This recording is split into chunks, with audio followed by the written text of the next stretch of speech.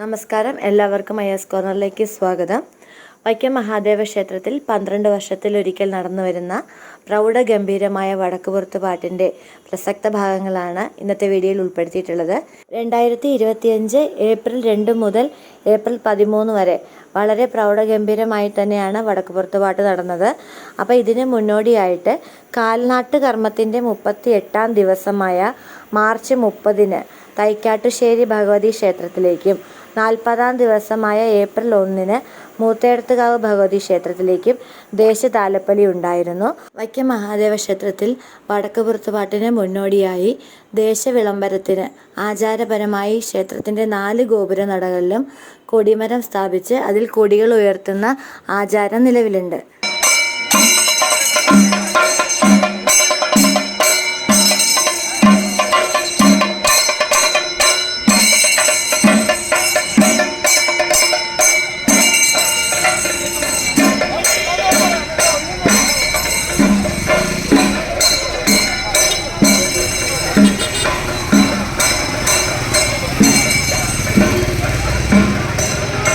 നാല് നടകളിലുമുള്ള NSS കരയോഗങ്ങളുടെ നേതൃത്വത്തിലാണ് ആചാരപരമായി കൊടികൾ ഉയർത്തുന്ന ചടങ്ങ് നടന്നുവരുന്നത്.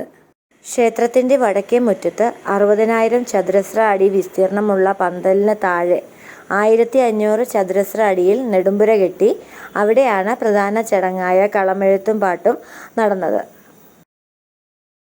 പ്രഭാതത്തിൽ 4:30-5 മണിയോടുകൂടി കളം വരയ്ക്കുന്നതിനുള്ള ജോലികൾ ആരംഭിക്കും. കളം വരയ്ക്കാൻ ഉപയോഗിക്കുന്നത് പഞ്ചവർണ്ണ പൊടികളാണ്.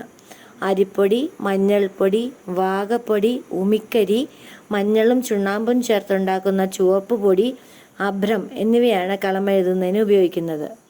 ഏപ്രിൽ 2 മുതൽ 5 വരെ 8 കൈകളുള്ള ഭദ്രകാളിയുടെ കളവും, 6 മുതൽ 9 വരെ 16 കൈകളുള്ള കളവും, 10 മുതൽ 12 വരെ 32 കൈകളും, അതുപോലെ 13-ന് 64 കൈകളുള്ള ഭദ്രകാളിയുടെ കളവുമാണ് വരയ്ക്കുന്നത്.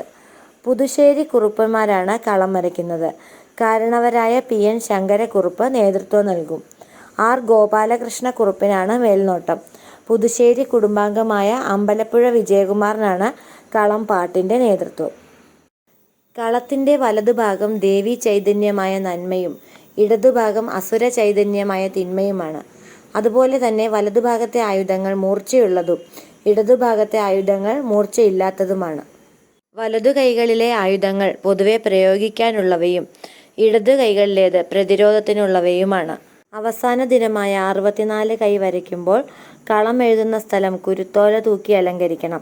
64 മടൽ കുരുത്തോലയാണ് ഇതിന് വേണ്ടത്. കുരുത്തോലയോടൊപ്പം 64 ആലില, മാവില, തൂക്കുമാല, പൂക്കുല, വെറ്റില, അടയ്ക്ക, തേങ്ങാപ്പൂള് എന്നിവ തൂക്കണം. കളത്തിൽ 64 സ്ഥലത്ത് നെല്ല്, അരി, നാളികേരം എന്നിവ വയ്ക്കണം. 64 നിലവിളക്ക് വയ്ക്കണം. കളത്തിന് ചുറ്റുമായി 64 നിറപറ വയ്ക്കണം. ഇവയിൽ 5 എണ്ണം നെൽപ്പറയായിരിക്കണം.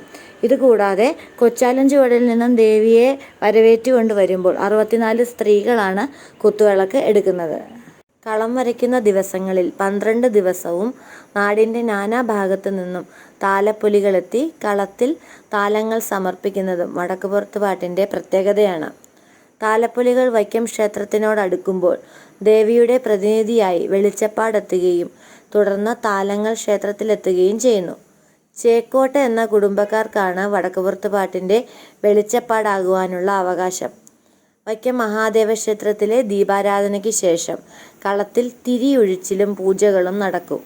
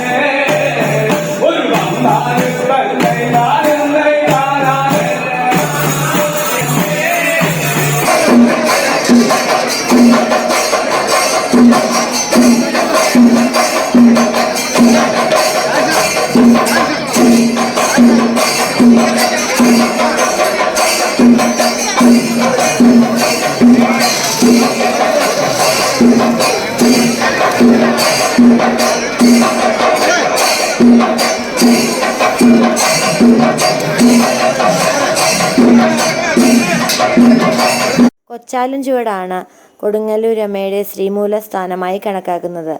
അവിടുത്തെ പൂജയും നിവേദ്യവും കഴിഞ്ഞ് ദേവിയെ എതിരേറ്റ് വൈക്കം ക്ഷേത്രത്തിലേക്ക് കൊണ്ടുവരും.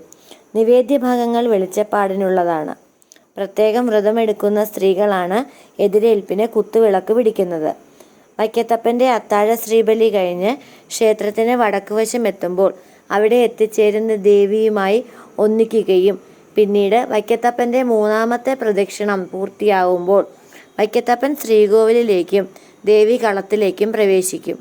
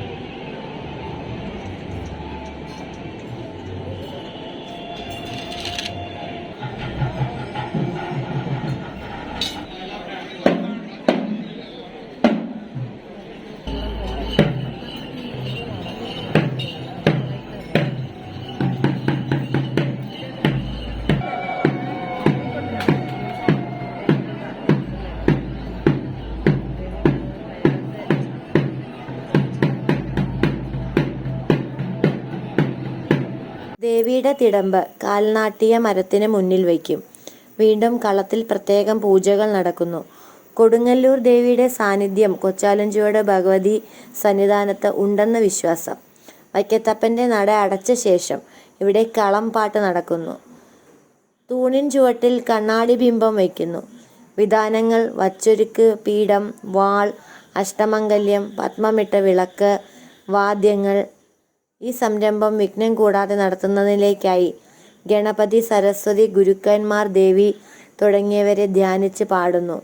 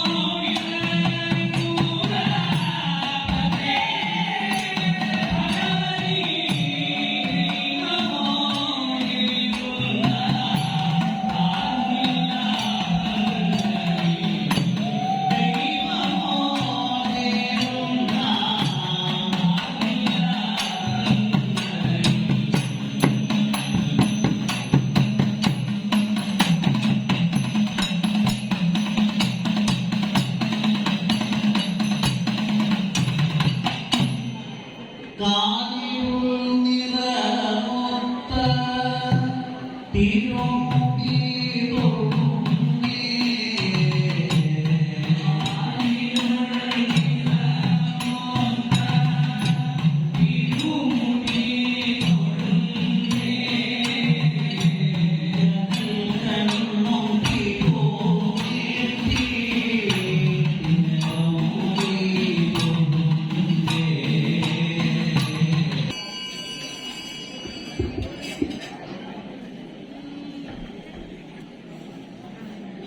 പാട്ട് അവസാനിച്ച് കർപ്പൂര ആരാധനയ്ക്ക് ശേഷം പൂക്കുല കൊണ്ട് കാൽ മുതൽ മുഖം വരെ മായ്ക്കുന്നു. മുഖം കൈകൾ കൊണ്ടാണ് മായ്ക്കുന്നത്. മുഖം വരച്ച ഭാഗം ചവിട്ടാതിരിക്കാൻ കലാകാരന്മാർ പ്രത്യേകം ശ്രദ്ധിക്കാറുണ്ട്. മൂക്കും മുലയും വന്ന ഭാഗം മായ്ക്കാറില്ല. ഇവ തയ്യാറാക്കുന്നതിന് ഉപയോഗിച്ച നെല്ലും അരിയും കളമെഴുതുന്നവർക്കാണ്. കളമെഴുതിയ പൊടിയാണ് ഭക്തജനങ്ങൾക്ക് പ്രസാദമായി നൽകുന്നത്. സമ്പൽ സമൃദ്ധിക്കും രോഗശാന്തിക്കും മറ്റുമായി പ്രസാദം ശുദ്ധമായ സ്ഥലത്ത് സൂക്ഷിക്കുകയും ചെയ്യുന്നു. വടക്കുപുറത്തുപാട്ടിൻ്റെ സമാപന ദിവസമാണ് വലിയ ഗുരുതി നടക്കുന്നത്. കളം മായ്ക്കലും കഴിഞ്ഞ് അർദ്ധരാത്രി 1 മണിക്ക് ശേഷമാണ് വലിയ ഗുരുതി നടത്തുന്നത്. ക്ഷേത്രക്കുളത്തിലേക്കുള്ള തളക്കല്ലിന് വടക്കു കിഴക്കു ഭാഗത്തായാണ് ഗുരുതിക്കളം തയ്യാറാക്കുന്നത്. വടശ്ശേരി ഇല്ലക്കാർക്കാണ് ഇതിനുള്ള അവകാശം. ഗുരുതി തയ്യാറാക്കുന്നതിന് കരിക്ക്, മഞ്ഞൾ, ചുണ്ണാമ്പ് എന്നിവ ഉപയോഗിക്കും. 68 ഖണ്ഡങ്ങളിൽ പോളപദം ഉണ്ടാക്കി അതിലാണ് ഗുരുതി നടത്തുന്നത്. 7 പാത്രത്തിൽ ഗുരുതിയും 1 പാത്രത്തിൽ കുറുക്കിയ നിണവുമാണ് ഉപയോഗിക്കുന്നത്. ദേവിയുടെ സാന്നിധ്യത്തിൽ ദേവിയുടെ ഭൂതഗണങ്ങൾക്ക് നൽകുന്ന നിവേദ്യമാണ് ഗുരുതിയും വറപൊടിയും നിണം കുറക്കിയതും.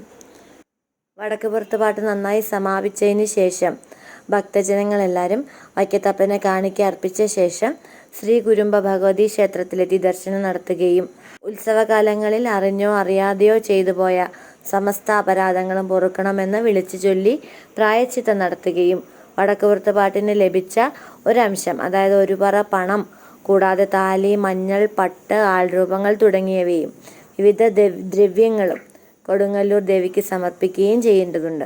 വീഡിയോ ഇഷ്ടമായാൽ ചാനൽ ലൈക്ക് ചെയ്യാനും ഷെയർ ചെയ്യാനും സബ്സ്ക്രൈബ് ചെയ്യാനും മറക്കരുത്. കൂട്ടത്തിൽ ബെല്ലൈക്കൺ കൂടി പ്രസ് ചെയ്താൽ ഞാൻ ഇനി ഇടുന്ന വീഡിയോയുടെ നോട്ടിഫിക്കേഷൻ നിങ്ങൾക്ക് ലഭിക്കുന്നതായിരിക്കും. അപ്പോൾ കൂടുതൽ നല്ല വാർത്തകളും വിശേഷങ്ങളും ഒക്കെ ആയിട്ട് വീണ്ടും വരാം. നന്ദി, നമസ്കാരം.